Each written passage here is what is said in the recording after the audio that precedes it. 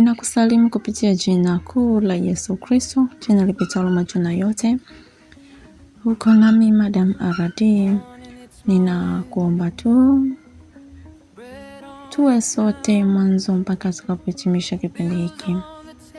Kwa moyo mkunjufu kabisa, nikuombe tu kama bado hujasubscribe, ili wa kwanza kupokea taarifa ya mambo mazuri ya ufalme wa Mungu kutoka hapa Ebenezer RTV. Leo tutajifunza somo hili. Kwa nini Mungu akujibu maombi? Inawezekana unafahamu, ulikwisha kusikia, lakini neno la Mungu halina mazoea. Naamini ukiwa mwanafunzi mwema utakubali kujifunza. Hata kama wewe ni kiongozi, lakini bado utakubali kujifunza, kwa sababu sisi sote ni wanafunzi wa Kristo. Mwalimu ni Roho Mtakatifu peke yake. Kwa hiyo mimi nitatumika tu kudadavulia kwa nini Mungu hajibu maombi yako. Ziko sababu nyingi sana ambazo zinaweza kupelekea Mungu akaacha kukujibu maombi, na nitaangalia tu sababu kadhaa ambazo ni za msingi kabisa. Swala la kwanza kabisa ni utakatifu. Ukisoma kwenye kitabu cha Petro kwanza sura ya kwanza mstari wa 15 mpaka 17 utaona kabisa habari hapo ya utakatifu, ambayo ikizungumziwa kwamba tuwe watakatifu kama yeye alivyokuwa mtakatifu. Na utakatifu ndio utakuweka karibu na Mungu. Utakatifu ndio utakao kufanya uwe rafiki wa Mungu, maana Mungu hafanyi kazi pamoja na wale watu wenye dhambi.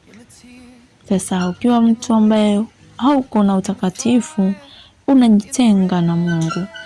Mungu hatakuwa karibu na wewe. Kwa hiyo si vyepesi Mungu kukusikiliza mahitaji yako, kwa sababu uko mbali na Mungu. Maovu yetu yanatufarakanisha, yanatuweka mbali na Mungu.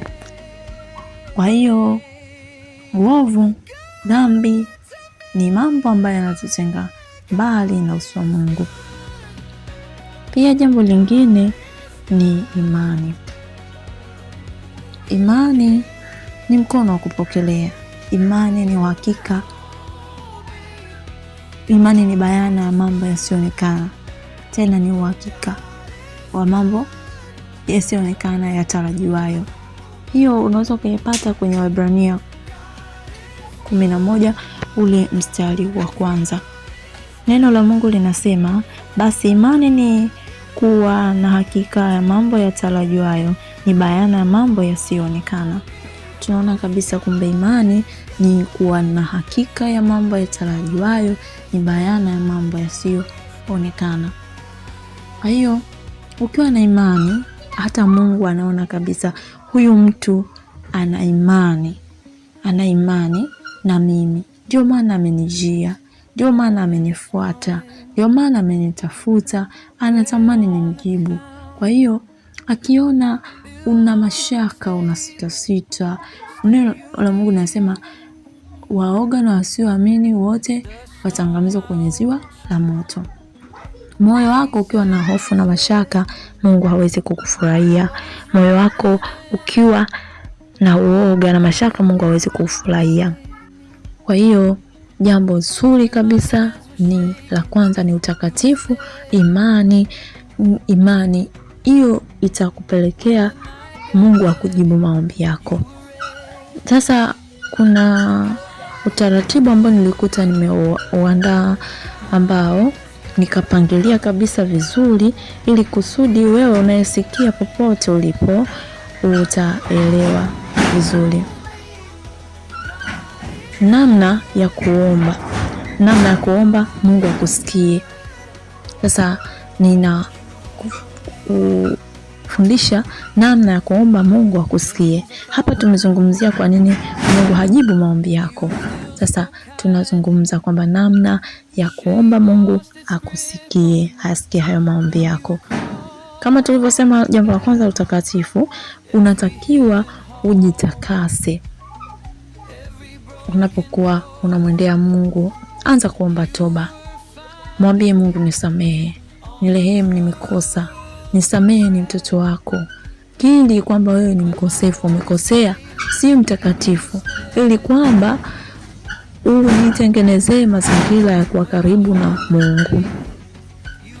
Na Mungu atakusamehe na atakurehemu, na yeye atakuwa karibu na wewe. Na jambo lingine la pili, umuombe Roho Mtakatifu akuongoze.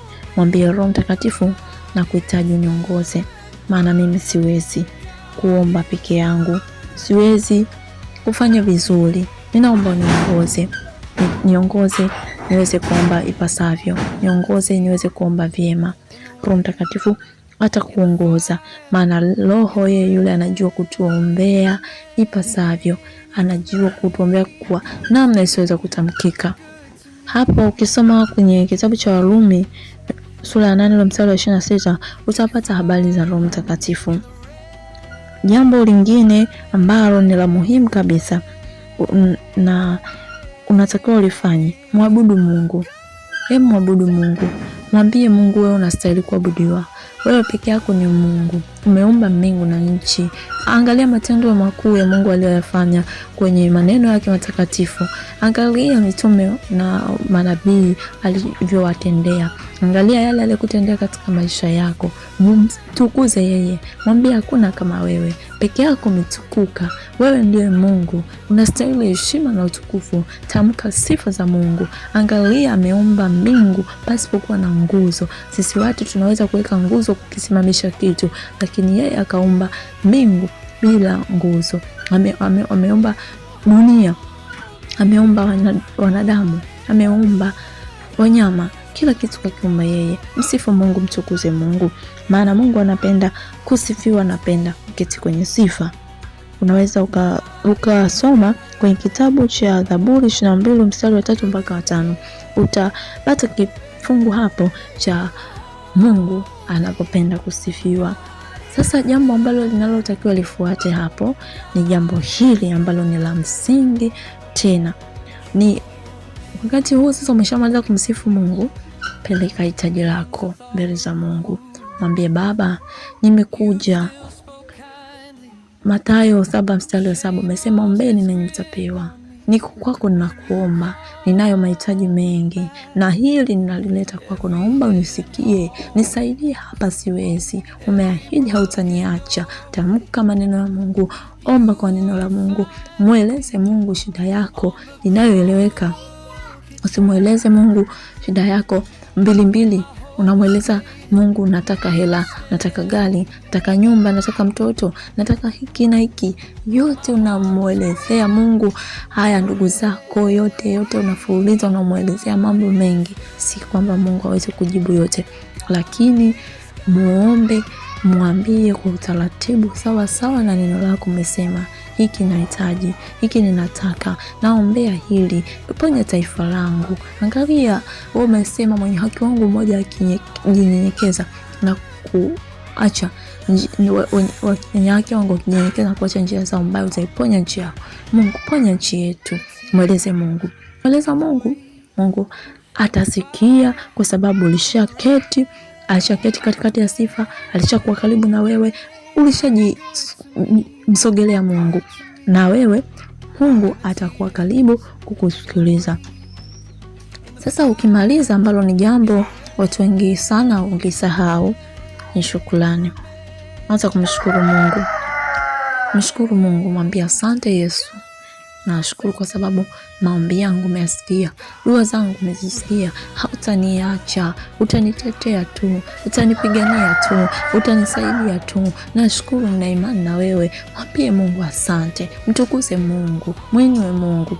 Mungu hatakuacha, na hakika utamwona Mungu na utanitafuta, kwa sababu Mungu atakusikia, atakujibu, atakuonekania.